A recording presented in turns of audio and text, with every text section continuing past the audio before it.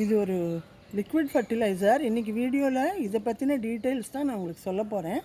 இந்த ஃபர்டிலைசரில் வந்து உங்களுக்கு என்னெல்லாம் சத்து இருக்குது, எதை வச்சு நம்ம இதை ப்ரிப்பேர் பண்ணியிருக்கோம், இது வந்து என்னெல்லாம் செடிகளுக்கு கொடுக்கலாம், இந்த சத்துக்களால் செடிகளுக்கு என்ன நன்மைகள், எல்லா டீட்டெயில்ஸும் இந்த வீடியோவில் நான் சொல்கிறேன்.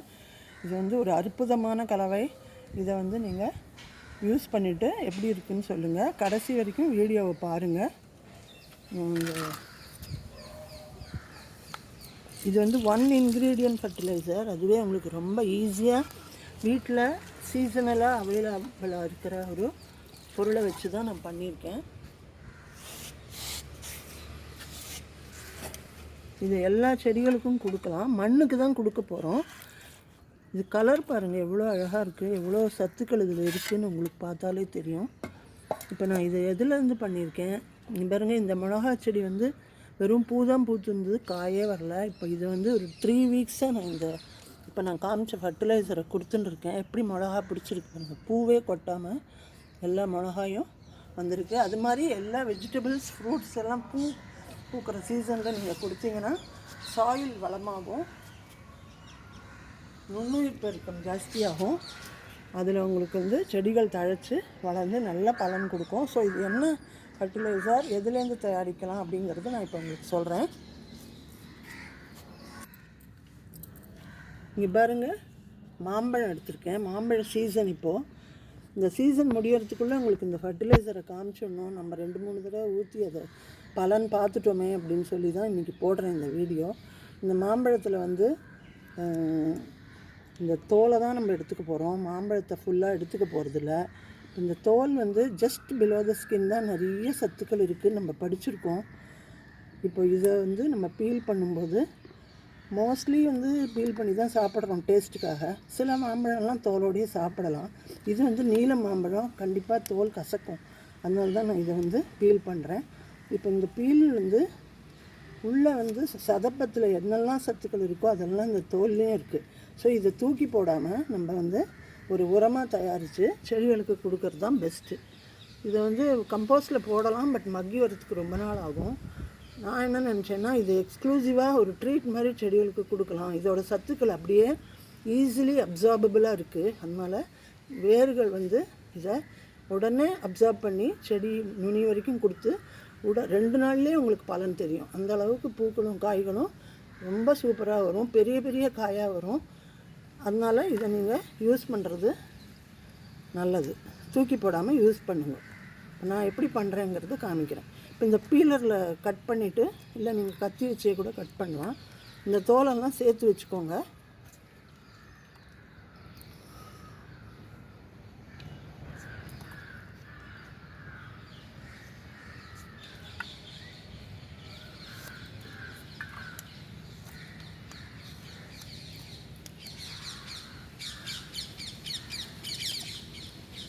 இந்த மாம்பழத்தில் என்னெல்லாம் சத்து இருக்கோ அதெல்லாம் இந்த தோல்லையும் இருக்குது. இதில் என்னெல்லாம் இருக்குது, potassium, phosphorus, copper, flavonoids, polyphenols, carotenoids, அப்புறம் அமிலேஸ், புரோட்டியேஸ்ங்கிற என்சைம்ஸ் இருக்குது. அப்புறம் வந்து மேங்கிஃபெரின் ஒரு கலவை இருக்குது, சப்ஸ்டன்ஸ் இருக்குது. மேங்கிஃபெரின்ங்கிறது வந்து ஒரு பயோ ஆக்டிவ் சப்ஸ்டன்ஸு. அது வந்து இந்த மாம்பழத்தோல்லையும் இருக்குது, மாம்பழத்துலேயும் இருக்குது. இப்போ நம்ம வந்து இந்த தோலை மட்டும் எடுத்துக்கலாம் இன்றைக்கி. இது வந்து நீல மாம்பழம். நான் வந்து பங்கனப்பள்ளி, அப்புறம் வந்து ருமானி, இந்த மாதிரி எல்லா மேங்கோஸும் தோல் சீவி இங்கே பாருங்கள் இப்படி நான் ஸ்டோர் பண்ணி வச்சுருக்கேன். இந்த மாதிரி ஸ்டோர் பண்ணுறது வந்து ஒரு 2 days 3 days வரைக்கும் நீங்கள் ஸ்டோர் பண்ணிக்கலாம் தாராளமாக.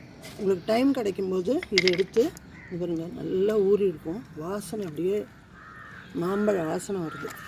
ஸோ இந்த தோலை தண்ணி ஊற்றி இங்கே நான் வந்து ஸ்டோர் பண்ணி வச்சுருக்கேன். இங்கே பாருங்கள் நிறைய வச்சுருக்கேன்.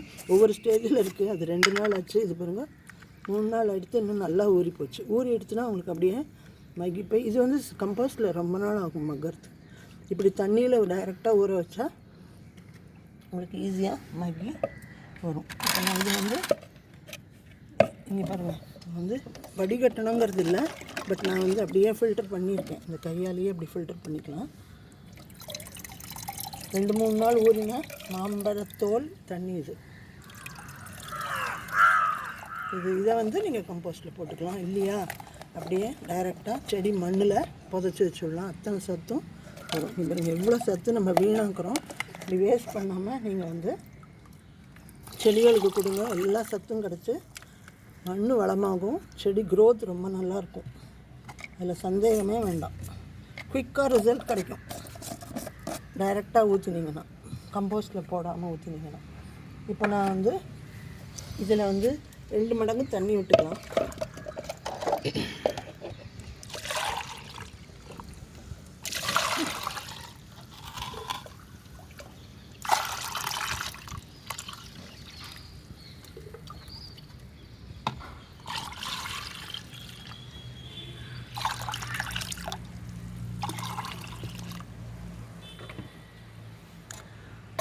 இதில் என்னெல்லாம் சத்து இருக்குதுன்னு சொன்னேன். இதில் இருக்கிற என்சைம்ஸ் எல்லாம் வந்து நுண்ணுயிர் பெருக்கத்துக்கு ரொம்ப நல்லது. இப்போ நம்ம ஏன் இதை தனியாக கொடுக்குறேன், நான் ஏன் தனியாக கொடுக்குறேன், கம்போஸ்ட்லேயும் போட்டிருக்கேன். பட் இதில் தனியாக கொடுக்கறதுல எனக்கு ஒரு ரொம்ப ஆர்வம். ஏன்னா நம்ம அறுசுவை உணவு சாப்பிட்றோம், எல்லாத்தையும் கலந்து சாப்பிட்டாலும் நமக்கு வந்து நியூட்ரிஷன் கிடைக்கும். பட் அதே சமயம் ருசித்து தனித்தனியாக தானே ருசித்து சாப்பிட்றோம். அது மாதிரி தான் நான் நினச்சேன், இந்த மாம்பழத்தோலில் இருக்கிற சத்துக்கள் எல்லாம் வந்து செடிகளுக்கும் ரொம்ப பிடிக்கும். ஒரு ட்ரீட் கொடுக்குற மாதிரி இதை நம்ம கொடுக்கலாம். டேஸ்டியாக இருக்கும். செடிகளுக்கும் உயிர் இருக்கு இல்லையா, பார்த்து வளர்க்குறோம் இல்லையா, அதனால் நான் அப்படி கொடுத்துட்டுருக்கேன். இதில் இருக்கிற பாலிஃபினால்ஸ், கெரோட்டினாய்ட்ஸ், காப்பர் இருக்குங்க. இதில் காப்பர் வந்து ரொம்ப நல்லது. நம்ம அந்த இதெல்லாம் டெஃபிஷியன்சி வராமல் செடிகளை பாதுகாக்கும். நுண்ணுயிர் பெருக்கம் செடிகள் மண்ணுக்கு தான் ஊற்றுறோம், இது ஸ்ப்ரே கிடையாது. ஸோ நுண்ணுயிர் பெருக்கம் இருந்தாலே உங்களுக்கு வந்து செடிகள் நல்லா வளரும். மண் ஃபர்டைல் ஆகிடும். மண் பாருங்கள், என் தொட்டிலெல்லாம் மண் ரொம்ப கிடையாது, ஆனால் சத்துக்கள் ஜாஸ்தி. ஏன்னா நான் ஃபர்டிலைசர் கொடுத்துட்டே இருப்பேன், இது மாதிரி லிக்விட் ஃபர்டிலைசர் கொடுத்துட்டே இருப்பேன். அதனால தான் அவ்வளவு நல்ல வளர்ச்சி என் செடிகளுக்கு. இப்போ நம்ம கடையில் போனால் பழங்களோ காய்கறியோ வாங்கும்போது ஷேப்பெல்லாம் அழகாக இருக்கான்னு பார்த்து தான் வாங்குவோம். கொஞ்சம் கோணையாக இருக்கிற பழங்கள்லாம் நம்ம செலக்ட் பண்ண மாட்டோம் தானே. அதே மாதிரி உங்கள் செடிகளில் வர கொடிக்காய்கள், கத்திரிக்காய், வெண்டைக்காய், பழங்கள், சப்போட்டா எல்லாமே நல்ல ஷேப்பாக அழகாக பெருசாக காய்க்கும். இந்த சத்து கொடுத்தீங்கன்னா கோணையாக வராது. ஸோ இந்த ஃபர்டிலைசரை நீங்களும் தயார் பண்ணி மாம்பழ சீசனில் விடவே விடாதீங்க. அதுக்கப்புறம் நம்ம ப்ரிசர்வ் பண்ணிக்கிறதெல்லாம் கஷ்டம். ஸோ எல்லாத்தையும்